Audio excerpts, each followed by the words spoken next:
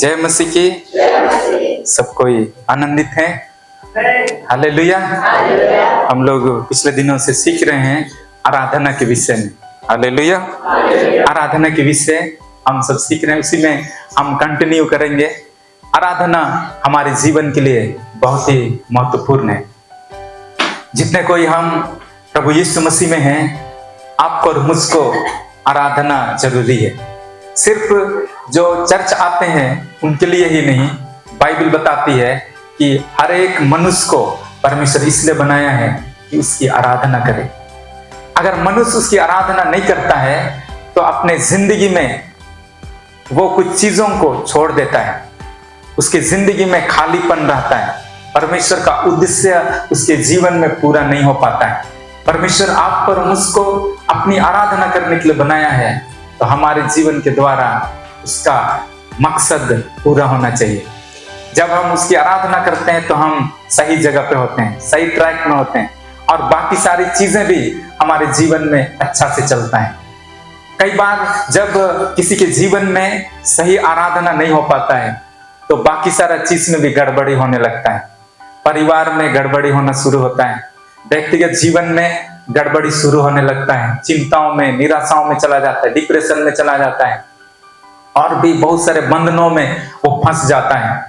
उसका मुख्य कारण है परमेश्वर को आराधना नहीं करना, परमेश्वर को पहला स्थान नहीं देना। परमेश्वर को जब हम पहला स्थान नहीं देते हैं, उसकी आराधना जब हमारे जीवन में नहीं होता है, तो सारा गड़बड़ी हमारे जीवन में शुरू होता है, हमारे जीवन में आना शुरू हो जाता है। जैसे परमेश्वर ने आदम और हवा को जब बनाया, आदम की वाटिका में उसने उसको रखा ताकि उसकी आराधना करे, उसकी महिमा करे। जब उसने परमेश्वर की इच्छा को अपने जीवन में पूरा नहीं किया, उसके बाद से ही सारा गड़बड़ी उसके जीवन में आना शुरू हो गया। इसलिए आज जब हम सब यहाँ उसके वचन को सुन रहे हैं तो हमें अपने जीवन में टटोलना चाहिए, जांचना चाहिए। मेरे जीवन में यदि गड़बड़ी है तो कहीं मेरे जीवन में आराधना का जीवन में तो कमी नहीं हो पा रहा है। अगर हम अपने जीवन को जांचेंगे और परमेश्वर का आराधना हम करने लगेंगे, सही रीति से उसकी उपासना करने लगेंगे, तो बाकी सारी समस्याएं भी हमारे जीवन से दूर हो जाएंगी। जब हम उसकी आराधना करते हैं तो परमेश्वर का उपस्थिति हमारे जीवन में होता है, परमेश्वर हमारे पास आते हैं, उसका उपस्थिति हमारे जीवन को घेर लेता है। और जहां परमेश्वर का उपस्थिति है वहां कोई भी ताकत नहीं काम कर सकता है। जैसे कि भजन संहिता उसका 91वें अध्याय में लिखा है कि जो परम प्रधान के छाए हुए स्थान में बैठा रहे वो परमेश्वर की ओर से ठिकाना पाएगा। जब हम उसकी उपस्थिति को ढूंढते हैं, उसका छाया हुआ स्थान को जब हम ढूंढते हैं, परमेश्वर का उपस्थिति को जब हम लोग खोजते हैं, तो परमेश्वर की ओर से हम सुरक्षा को पाते हैं। परमेश्वर का आराधना, उसको ढूंढना, उसका छाया हुआ स्थान को ढूंढना है।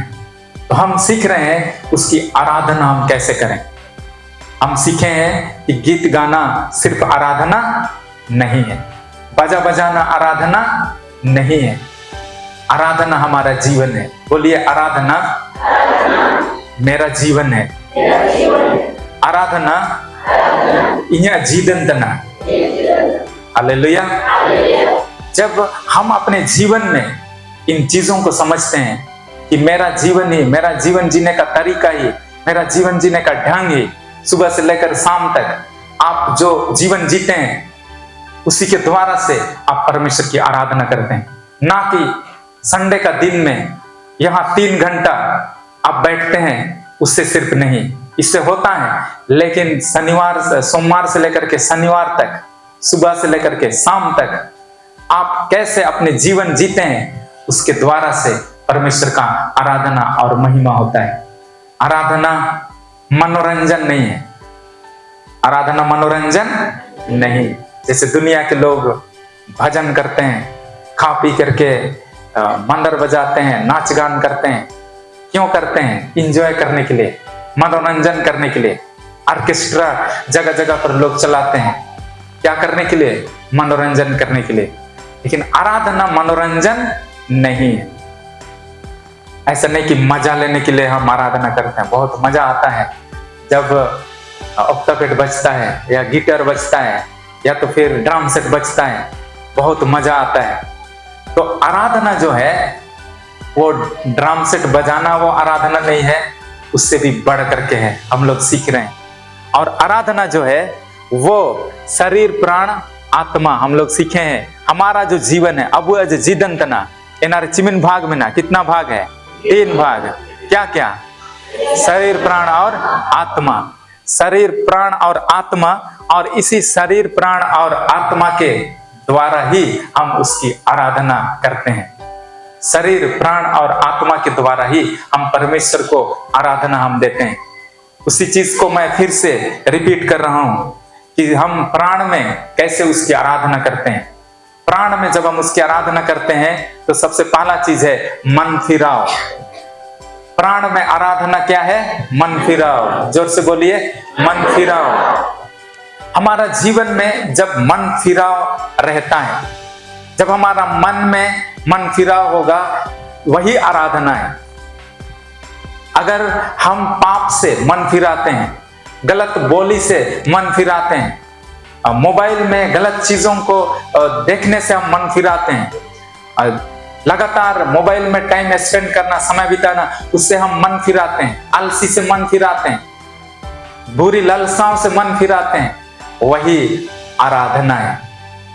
हम अपने जीवन में बुराई को रखकर पवित्र परमेश्वर का आराधना हम नहीं कर सकते, और इसलिए आपके जीवन में मन फिराव जरूरी है।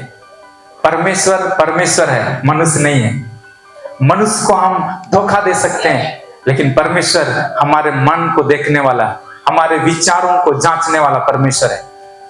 जब कैन और हाबिल परमेश्वर के सामने भेंट लेकर के गए थे, किसका भेंट को परमेश्वर स्वीकार किया? हाबिल का भेंट को स्वीकार किया, और कैन का भेंट को स्वीकार नहीं किया। भेंट एक आराधना की जैसा ही है। प्रभु के पास जब हम आते हैं, उसकी आराधना करते हैं, तो परमेश्वर आपकी आराधना को स्वीकार करता है, परमेश्वर आपकी आराधना को स्वीकार नहीं भी करता है। ऐसा आराधना करें कि आपका आराधना को परमेश्वर क्या करे? स्वीकार करे। आपका जीवन ऐसा हो कि आपका जीवन को परमेश्वर स्वीकार करे। नहीं तो फिर हम सिर्फ दुनिया को दिखाने के लिए हो जाएंगे, सिर्फ हम इंजॉय करने वाला हो जाएंगे, संगठन में रहने वाला हो जाएंगे। हमारा आराधना परमेश्वर को है, और हमारा आराधना को मनुष्य नहीं, लेकिन हमारा आराधना को कौन स्वीकार करना चाहिए? परमेश्वर स्वीकार करना चाहिए। हाबिल का आराधना को, हाबिल का भेंट को परमेश्वर स्वीकार किया, क्योंकि उसके अंदर में मन फिराव था। कैन के जीवन में मन फिराव नहीं था, उसके अंदर में पाप बना हुआ था, गलत विचार उसके अंदर में था, और इसलिए परमेश्वर उसका भेंट को स्वीकार नहीं किया।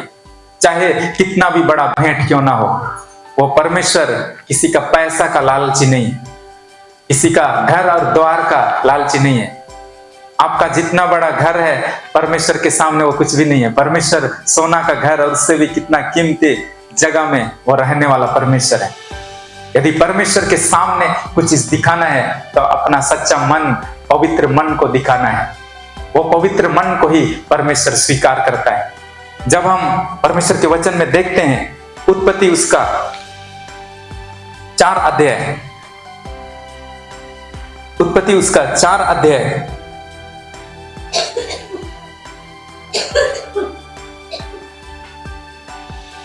5, 6, 7 को पढ़ेंगे। उत्पत्ति उसका 4 अध्याय 5, 6, 7 पद को पढ़ेंगे। परंतु कैन और उसकी भेंट को उसने ग्रहण नहीं किया, परमेश्वर ने ग्रहण नहीं किया। तब कैन अति क्रोधित हुआ, कैन बहुत क्रोधित हुआ, और उसके मुंह पर उदासी छा गई। उसके मुंह पर उदासी छा गया, उसका मुंह जो है उदासी से भर गया, निराशा से भर गया।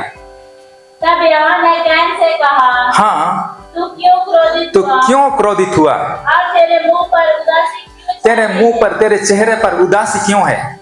यदि तू भला करे तो क्या तेरी भेंट ग्रहण ना की जाएगी? तेरी भेंट ग्रहण ना की जाएगी। और यदि तू भला ना करे तो पाप द्वार पर छिपा रहता है। हाँ, छुपा रहता है। और उसकी लालसा तेरी ओर होगी। हाँ, और उससे उस पर प्रभुता करनी और है। तुझे उस पर प्रभुता करनी है। जब उसका भेंट को परमेश्वर स्वीकार नहीं किया तो उसका मुंह पर उदासी छा गया, उसका चेहरा में निराशा आ गया, उदासी छा गया। परमेश्वर यदि आपका भेंट को, परमेश्वर यदि आपका आराधना को स्वीकार करता है तो आपका जीवन में आनंद, खुशी आएगा। यदि आपके जिंदगी में परमेश्वर आपकी आराधना को स्वीकार नहीं कर रहा है तो आपका जीवन में परेशानी रहेगा, उदासी रहेगा। परमेश्वर के योग्य जब हम आराधना करते हैं, परमेश्वर जब स्वीकार करता है तो हमारे जीवन में खुशी और आनंद आता है। बाइबल में लिखा है कि क्यों तेरे चेहरे पर उदासी छा गया, क्यों तू क्रोधित हो रहा है? यदि तू भला करेगा तो क्या मैं तेरी भेंट को स्वीकार नहीं करूंगा? अगर तू भला ना करेगा तो पाप द्वार पर रहता है। मन फिराव उसके अंदर में नहीं था, वो गलत चीजों को करता रहा था, गलत चीजें उसके जीवन में था, और इसलिए जितना भी अच्छा भेंट को परमेश्वर के सामने वो लेके आया, उसका भेंट को परमेश्वर स्वीकार नहीं किया। हमारा परमेश्वर मन को देखने वाला परमेश्वर है। आपका मन फिराव ही एक अच्छा गीत है परमेश्वर के सामने, आपका मन फिराव ही एक अच्छा बाजा है परमेश्वर के सामने। मन फिराकर प्रभु के पास आएंगे तो वो एक आराधना है। जीवन के हर एक स्टेज में आप परमेश्वर की आराधना कर सकते हैं मन फिरा करके। मन फिराव आपके जीवन में होगा, आराधना परमेश्वर की होगी।